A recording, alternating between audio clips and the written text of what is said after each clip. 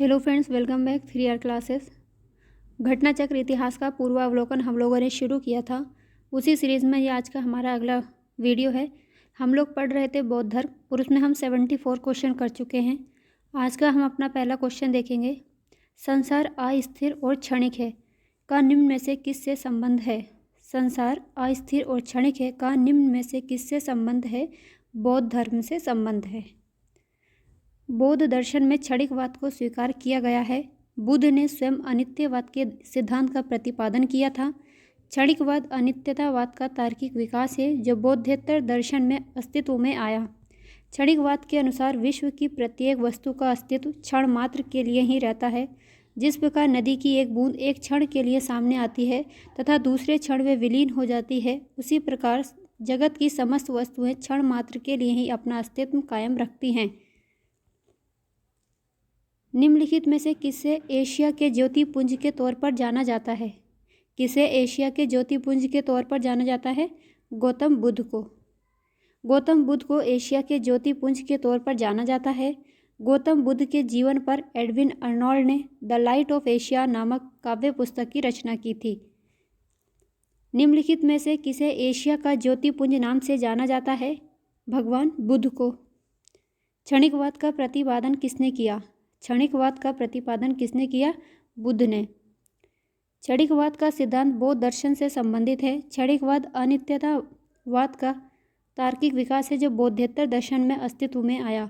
बुद्ध के अनुसार संसार में कुछ भी स्थायी या नित्य नहीं है, यहाँ तक कि आत्मा की भी नित्य सत्ता नहीं है। ये उल्लेखनीय है कि गौतम बुद्ध ने स्वयं अस्थायित्व एवं क्षणिक तत्व में भेद किया है। उन्होंने आत्मा को क्षणिक तथा भौतिक वस्तुओं को अनित्य कहा है। भारत के सांस्कृतिक इतिहास के संदर्भ में पारमिता शब्द का सही विवरण निम्नलिखित में से कौन सा है? भारत का सांस्कृतिक इतिहास के संदर्भ में पारमिता शब्द का सही विवरण निम्नलिखित में से कौन सा है? परिपूर्णताएं जिनकी प्राप्ति से बोधिसत्व पथ प्रशस्त हुआ, ये पारमिता शब्द का सही विवरण है। बौद्ध धर्म में बोधिसत्वों को बुद्ध प्राप्त करने के लिए पारमिता नामक विशिष्ट साधना का वर्णन किया गया है। पारमिता ही एकमात्र ऐसा साधन है जिसके द्वारा बुद्ध की मान्य पदवी बुद्धत्व की प्राप्ति की जा सकती है। बोधिचर्य अवतार में आचार्य शांतिदेव कहते हैं कि जो साधक बुद्धत्व की प्राप्ति के लिए यत्नवान है, अर्थात जो बोधिसत्व है, उसे षट पारमिताओं दान पारमिता, शील पारमिता, शांति पारमिता, वीर्य पारमिता, ध्यान पारमिता तथा प्रज्ञा पारमिता को ग्रहण करना चाहिए। इन षट पारमिताओं में प्रज्ञा पारमिता का प्राधान्य है। सर एडविन अर्नोल्ड की पुस्तक द लाइट ऑफ एशिया आधारित है। किस पर आधारित है? ये ललित विस्तार पर आधारित है। सर एडविन अर्नोल्ड की पुस्तक the light of Asia Lalit विस्तार के विषय वस्तु पर आधारित है। इस पुस्तक का प्रकाशन 1879 ईस्वी में लंदन में किया गया था। बौद्ध धर्म के महायान और हीनयान संप्रदायों में सर्वाधिक मौलिक अंतर निम्नलिखित में से कौन सा है? देवी देवताओं की पूजा। बौद्ध धर्म के हीनयान और महायान संप्रदायों में सर्वाधिक मौलिक अंतर देवी देवताओं की पूजा था। हीनयान में बुद्ध को एक महापुरुष माना जाता था, जबकि महायान में उन्हें देवता माना गया तथा उनकी पूजा की जाने लगी। इसी के साथ ही अनेक बोधिसत्वों की भी पूजा की जाने लगी। गौतम बुद्ध को एक देवता का स्थान किस राजा के युग में प्राप्त हुआ? सही आंसर होगा कनिष्क के शासनकाल में। कनिष्क के शासनकाल में संपन्न चतुर्थ बौद्ध संगीति में बौद्ध धर्म हीनयान एवं महायान नामक दो स्पष्ट एवं स्वतंत्र संप्रदायों में विभक्त हो गया। महायान शाखा में बुद्ध को देवता माना गया तथा उनकी पूजा की जाने लगी। इस प्रकार कनिष्क के काल में बौद्ध धर्म की महायान शाखा के तहत गौतम बुद्ध को एक देवता का स्थान प्राप्त हुआ। भारत में पहले जिस मानव प्रतिमाओं की पूजा की गई वह कौन सी प्रतिमा थी? बुद्ध की प्रतिमा, जबकि बुद्ध खुद मूर्ति पूजा के उपासना में ध्यान अपना नहीं रखते थे। भारत में सबसे पहले बुद्ध की प्रतिमा की पूजा की गई।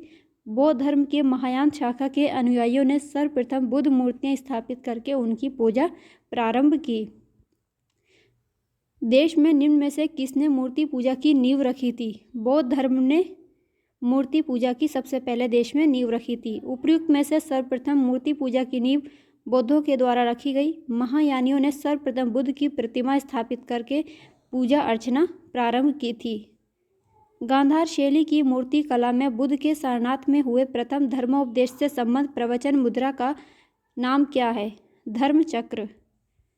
गांधार कला की उत्पत्ति का स्रोत एशिया माइनर तथा हेलेनिस्टिक कला थी। इस शैली की कला का प्रमुख विषय महात्मा बुद्ध का जीवन चरित्र है। इसके अंतर्गत बुद्ध की धर्मचक्र मुद्रा, ध्यान मुद्रा, अभय मुद्रा और वरद मुद्रा आदि मूर्तियों का भी निर्माण किया गया है। बुद्ध की खड़ी प्रतिमा निम्न में से किस काल में बनाई गई? बुद्ध की खड़ी प्रतिमा निम्न में से किस काल में बनाई गई? कुषाण काल में। कुषाण काल में ही गांधार एवं मथुरा कला शैली के तहत बुद्ध एवं बोधिसत्वों की बहुसंख्यक मूर्तियों का खड़ी और बैठी स्थिति में निर्माण हुआ। V.S. अग्रवाल के मतानुसार सर्वप्रथम मथुरा में ही बुद्ध मूर्तियों का निर्माण किया गया, जहां इनके लिए पर्याप्त आधार था। ह्वेनसांग के विवरण के अनुसार बुद्ध की प्रथम प्रतिमा कौशाम्बी में बनी थी, परंतु अनेक विद्वान महात्मा बुद्ध की प्रथम प्रतिमा के निर्माण का श्रेय गांधार कला को देते हैं। अतः निश्चित तौर पर यह नहीं कहा जा सकता कि बुद्ध की प्रथम प्रतिमा कहाँ बनी थी। गाइस, क्लास पसंद आ रही हो तो प्लीज़ इसको लाइक एंड शेयर करिएगा। चैनल पर नए हो तो प्लीज़ सब्सक्राइब करिएगा। बुद्ध की प्राचीनतम प्रतिमा किस शैली में प्राप्त होती है? जो बुद्ध की प्राचीनतम प्रतिमा है किस शैली में प्राप्त होती है? उपयुक्त में से कोई नहीं और उपयुक्त में से एक से अधिक। यह हमें गांधार और मथुरा दोनों ही शैलियों में मिलती हैं। भगवान बुद्ध की प्रतिमा कभी कभी एक हस्त मुद्रा युक्त दिखाई गई है, जिसे भूमि स्पर्श मुद्रा कहा जाता है। ये किसका प्रतीक है? मार पर दृष्टि रखने एवं ध्यान में विघ्न डालने से मार को रोकने के लिए बुद्ध का धरती का आह्वान। मार के प्रलोभन के बावजूद अपनी शुचिता और शुद्धता का साक्षी होने के लिए बुद्ध का धरती का आह्वान। बुद्ध का अपने अनुयायियों को स्मरण कराना कि वे सभी धरती से उत्पन्न होते हैं, अंततः धरती में विलीन हो जाते हैं, अतः जीवन संक्रमणशील है। तो इसका हमारा सही आंसर होगा जो भूमि स्पर्श मुद्रा है, वो प्रतीक है मार के प्रलोभन के बावजूद अपनी शुचिता और शुद्धता का साक्षी होने के लिए बुद्ध का धरती का आह्वान। बुद्ध की भूमि स्पर्श मुद्रा से तात्पर्य अपने तप की शुचिता और निरंतरता को बनाए रखने से है। बुद्ध की भूमि स्पर्श मुद्रा मार कामदेव के प्रलोभनों के बावजूद अपनी शुचिता और शुद्धता का साक्षी होने के लिए बुद्ध का धरती का आह्वान को प्रदर्शित करती है। भूमि स्पर्श मुद्रा की सारनाथ बुद्ध मूर्ति संबंधित है। भूमि स्पर्श मुद्रा की सारनाथ बुद्ध मूर्ति संबंधित है गुप्त काल से। भूमि स्पर्श मुद्रा की सारनाथ की बुद्ध मूर्ति गुप्त कला से संबंधित है। इसकी आध्यात्मिक अभिव्यक्ति गंभीर मुस्कान एवं शांत ध्यानमग्न मुद्रा भारतीय कला की सर्वोच्च सफलता का प्रदर्शन करती है।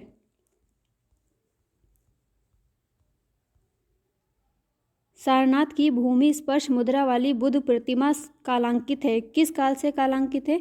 गुप्त काल से। भारत के सांस्कृतिक इतिहास के संदर्भ में निम्नलिखित युग्मों पर विचार कीजिए।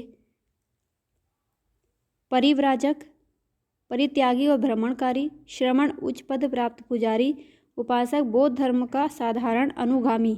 हमारा सही आंसर होगा ऑप्शन नंबर बी, केवल 1 और 3। मतलब परिव्राजक का मतलब होता है परित्यागी और भ्रमणकारी, उपासक का मतलब होता है बौद्ध धर्म का साधारण अनुगामी। परिव्राजक, परित्यागी या भ्रमणकारी, श्रमण होता है भिक्षु और साधु, उपासक है बौद्ध धर्म का साधारण अनुगामी। निम्नलिखित में से कौन से शासक ने बौद्ध मत के विस्तार में योगदान नहीं दिया था?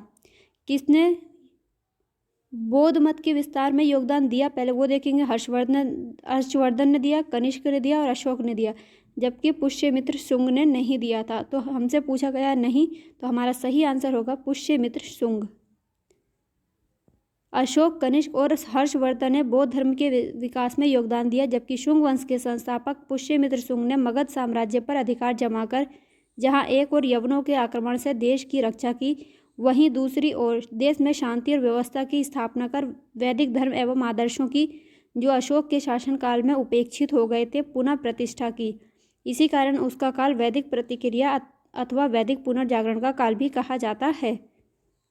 निम्नलिखित वक्तव्यों पर विचार करें और दिए गए कूट से सही उत्तर चुनें। कुशीनगर मल्ल गणराज्य की राजधानी थी। महात्मा बुद्ध का परिनिर्वाण कुशीनगर में हुआ था। दोनों ही सही हैं ये, लेकिन इसकी दोनों ए और आर सही हैं, परंतु आर ए की सही व्याख्या नहीं है। बौद्ध ग्रंथ अंगुत्तर निकाय में वर्णित षोडश महाजनपदों में से मल एक महाजनपद था।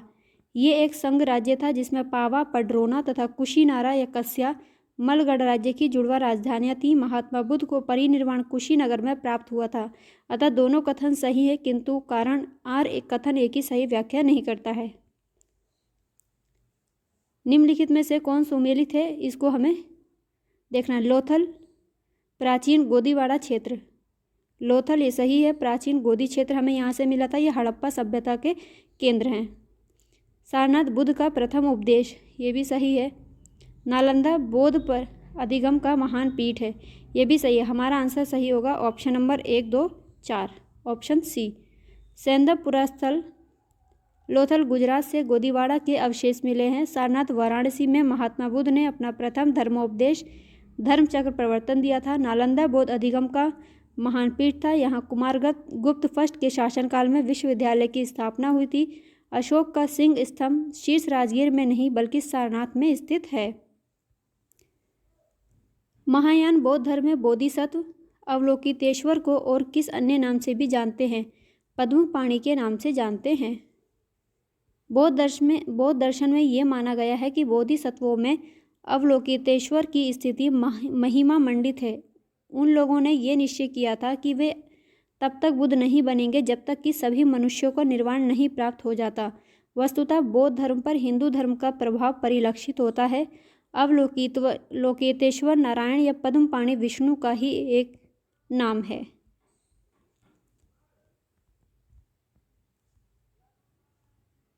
अगला क्वेश्चन है, भारत के धार्मिक इतिहास के संदर्भ में निम्नलिखित कथनों पर विचार कीजिए।